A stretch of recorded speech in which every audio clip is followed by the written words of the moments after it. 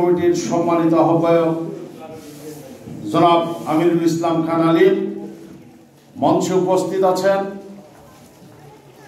বেলকুচি, এনায়েতপুর এবং সোহালির circle officer ASP জনাব হুমায়ুন আহমেদ মঞ্চে উপস্থিত আছেন। বেলকুচি থানা বিএনপির সাবেক সাধারণ সম্পাদক আলহাজ আব্দুর রাজ্জাক মন্ডল সহ এই অবসরপ্রাপ্ত সৈনিক কল্যাণ সংস্থার সম্মানিত জেসিও, এনসিও এবং সৈনিকবৃন্দ এবং আমার সামনে আরো উপস্থিত আছেন বেলকুচির সম্মানিত বিভিন্ন রাজনৈতিক দলের নেতৃবৃন্দ।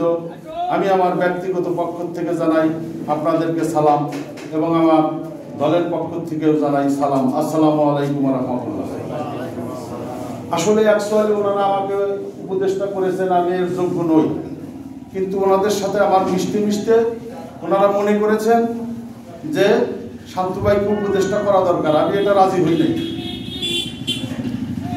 আজকে এমন একটি দিনে হাজির হয়েছি, এই যে 21শে নভেম্বর, এটা স্বাধীন বাংলাদেশকে এই দিনটি ধারণ করে। সশস্ত্র বাহিনী দিবসের ইতিহাস বিভিন্ন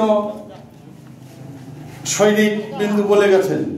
1971 সালে এর সারমর্ম হচ্ছে 1971 সালে এই দিনে ছাত্র জনতা মুক্তি বাহিনী এবং সেনা, নৌ এবং বিমান বাহিনী, ইপিআর এবং পুলিশ বাহিনী একত্রিত হয়ে ইউনাইটেড হয়ে পাকিস্তান হানাদার বাহিনীর বিরুদ্ধে যুদ্ধ করেছিল 21শে নভেম্বর সম্মিলিতভাবে।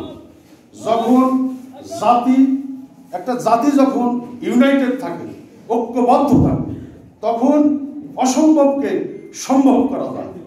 তাই এই কেন এই দিবসটি পালন করা হয় এটা আমাদেরকে বুঝতে হবে। থানা নির্বাহী কর্মকর্তা ওনারা দাওয়াত করেছে, ওনার আসা উচিত ছিল সবার আগে। উনি আমাদের অভিভাবক, বেলকুচি থানার রাষ্ট্রীয়ভাবে। এখন আমাদের কিন্তু রাজনৈতিক কোনো সরকার এখন নাই, ওনার আসা উচিত ছিল। আমি অত্যন্ত দুঃখিত।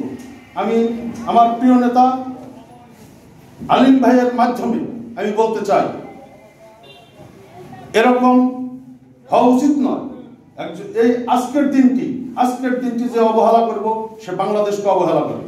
আমি মনে করি রাষ্ট্রীয় জীবনে, নিজের ব্যক্তিগত জীবনে, দলীয় জীবনে হোক, সামাজিক জীবনে হোক, আজকে এই সশস্ত্র বাহিনী দিবসকে ধারণ করতে হবে। তাহলেই বাংলাদেশের স্বাধীনতা অক্ষুণ্ণ থাকবে এবং আমার পরিবার, আমার বাক স্বাধীনতা অক্ষুণ্ণ থাকবে। আমি একটা রাজনৈতিক দলের সদস্য, আমি এমন একটা রাজনৈতিক দলের সদস্য যে একজন সাধারণ মেজর ছিল। তার কথা ছিল সঠিক সময় চাকরি শেষ করে রিটায়ারমেন্টে যাওয়া, ছেলে মেয়ে নিয়ে শান্তিতে বসবাস করা। আমার প্রয়াত নেতা শহীদ রাষ্ট্রপতি জিয়াউর রহমান স্বাধীনতার মহান ঘোষক, প্রথম বাংলাদেশ সেনাবাহিনীর থেকে সে বিদ্রোহ ঘোষণা করে এবং স্বাধীনতার ঘোষণা দেয়। আজকে আমি অত্যন্ত দুঃখিত। আজকে এইখানে সামরিক বাহিনীর যারা আছে এরা অত্যন্ত পরিশ্রমী। সৈনিক আব্দুর রাজ্জাক অত্যন্ত মূল্যবান বক্তব্য রেখেছে। আমি যতটুকু বুঝতে পেরেছি, আপনারা ডিসিপ্লিন ফোর্স, আপনাদের কোয়ালিটি, কমিটমেন্ট, ডিসিপ্লিন, এইটা আপনাদের সাধারণ মানুষের মতো নয়, একটা সিভিলিয়ানের মতো নয়, সিভিলিয়ান কর্মচারীর মতো নয়, এমনকি অন্যান্য বাহিনীর মতো নয়। সামরিক বাহিনী বাংলাদেশের মানুষের কাছে একটি তাজের মতো, সামরিক বাহিনী। তারা যুগে যুগে নয়, বিভিন্ন সময়ে রাষ্ট্রের জন্য, এদেশের মানুষের জন্য আত্মত্যাগ করেছে। সেই আত্মত্যাগের বিনিময়েই আজকে হচ্ছে সশস্ত্র বাহিনী দিবস। সেনাবাহিনী যেমন 1971 সালে আত্মত্যাগ করেছে, সেরকমই এই 5ই আগস্টেও যারা 1971 সালের স্বাধীনতা যুদ্ধ দেখেন নাই, আমি দেখেছি, কিন্তু 5ই আগস্ট কিন্তু আপনারা দেখেছেন সামরিক বাহিনী কিভাবে রাষ্ট্রের প্রয়োজনে, জনগণের প্রয়োজনে তাদের সাথে একত্রিত হয়ে কাজ করেছে। আপনাদেরকে বুঝতে হবে, আমি মাননীয় প্রধান অতিথি, আমার নেতা অত্যন্ত মেধাবী, আমি তার কাছে দাবি রাখতে চাই এই কল্যাণ সংস্থা বেলকুচির পক্ষ থেকে এনাদের একটা বসার জায়গা নাই।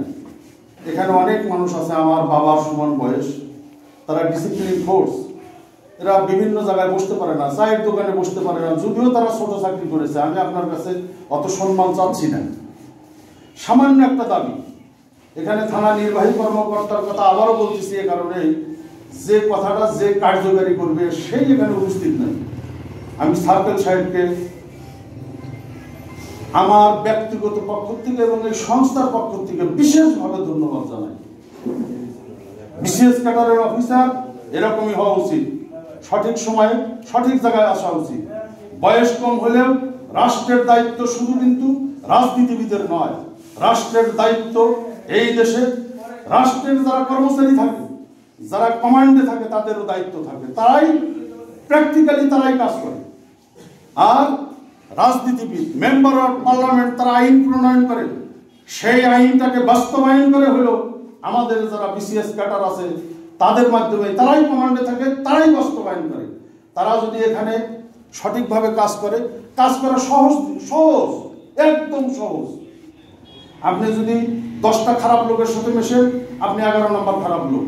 আপনি যদি 10টা ভালো লোকের সাথে মেশেন, আপনি 11 নম্বর ভালো লোক। পরিষ্কার কথা।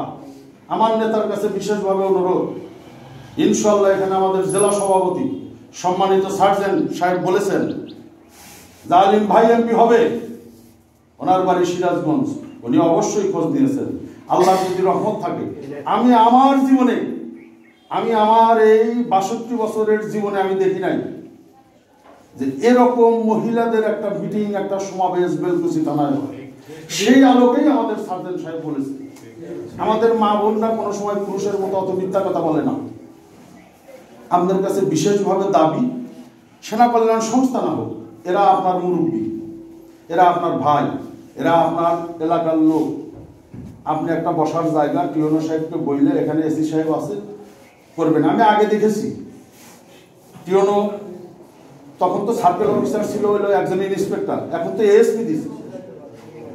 টিওনো থানা